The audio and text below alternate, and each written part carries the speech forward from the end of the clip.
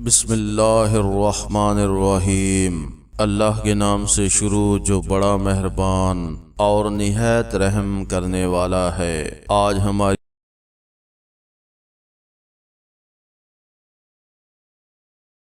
کہانی کا عنوان ہے سبزی منڈی اور سوٹ۔ ننھی دکان۔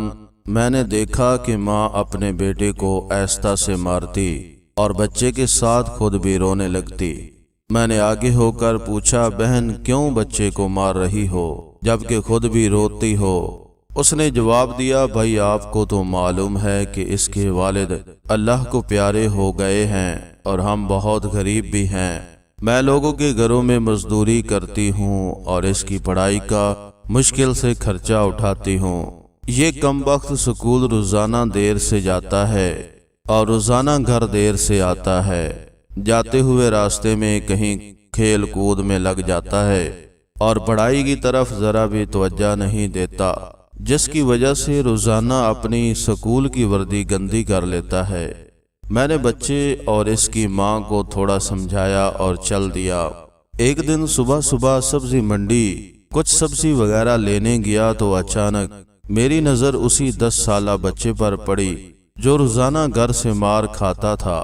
کیا دیکھتا ہوں کہ بچہ منڈی میں پھر رہا ہے اور جو دکاندار اپنی دکانوں کے لیے سبزی خرید کر اپنی بوریوں میں ڈالتے تو اس سے کوئی سبزی زمین پر گر جاتی اور وہ بچہ اسے فوراً اٹھا کر اپنی جھولی میں ڈال لیتا۔ میں یہ ماجرا دیکھ کر پریشانی میں مبتلا ہو رہا تھا کہ چکر کیا ہے۔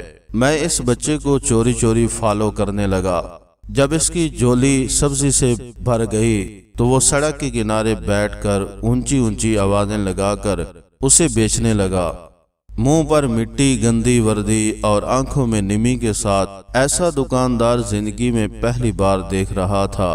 دیکھتے دیکھتے اچانک ایک آدمی اپنی دکان سے اٹھا جس کی دکان کے سامنے اس بچے نے ننھی سی دکان لگائی تھی۔ اس شخص نے آتے ہی ایک زوردار پاؤں مار کر اس ننھی سی دکان کو ایک ہی جھٹکے میں ساری سڑک پر پھیلا دیا اور بازو سے پکڑ کر اس بچے کو بھی اٹھا کر دھکا دے دیا۔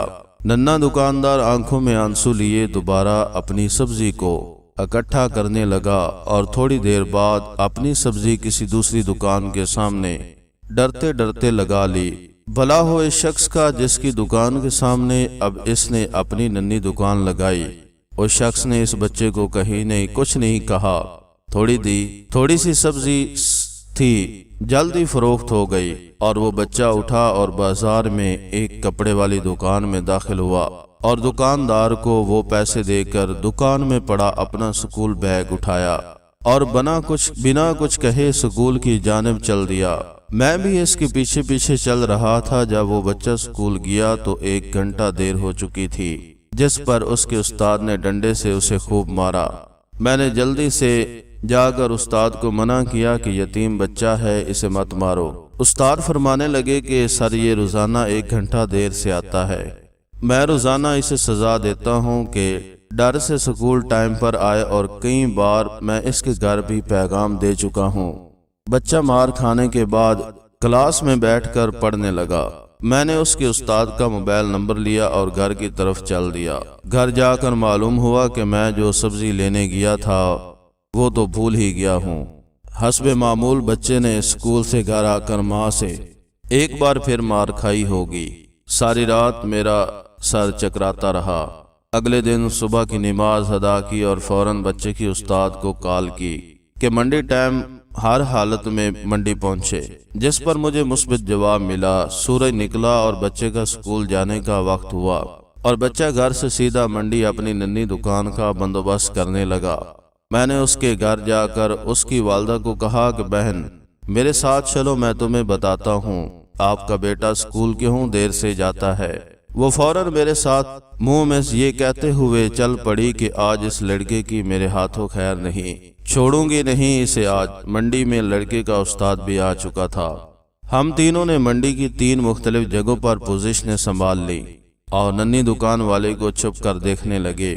حسب معمول آج بھی اسے کافی لوگوں نے جھڑکا اور آخر کار وہ لڑکا اپنی سبزی فروخت کر کے کپڑے والی دکان کی طرف چل دیا۔ अचानक मेरी नज़र इसकी माँ पर पड़ी तो क्या देखता हूँ कि बहुत ही दर्द भरी सिसकियाँ लेकर ज़ारों कतार रो रही थी और मैंने फौरन इसके उस्ताद की तरफ देखा तो वो बहुत शिद्दत से इसके आंसू बह रहे थे। दोनों के रोने में मुझे ऐसा लग रहा था जैसे उन्होंने किसी मजलूम पर बहुत जुल्म किया हो और आज इनको अपनी गलती का एहसास हो रहा हो।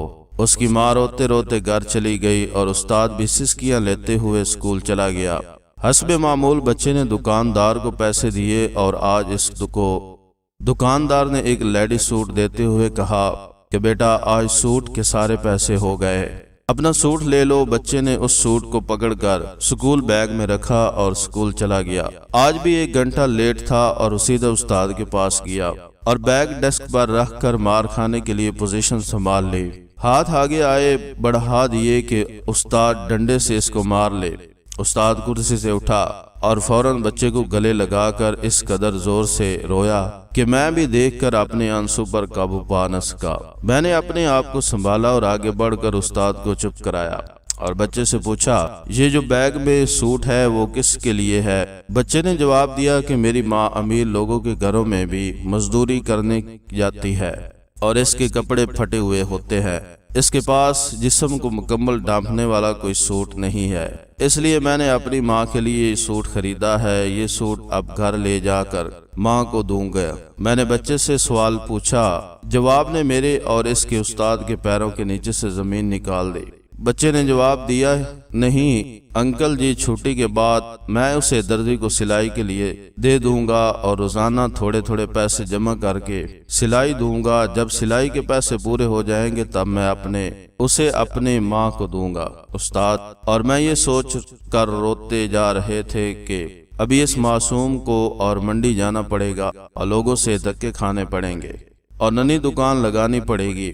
आखिर कब तक गरीबों के बच्चे नई दुकान लगाते रहेंगे?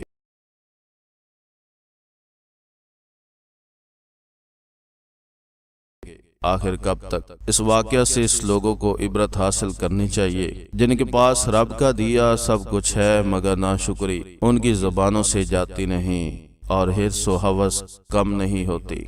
Thanks for watching video. अगर आपको वीडियो अच्छी लगी तो कमेंट में ज़रूर बताइएगा और चैनल को सब्सक्राइब कर दें।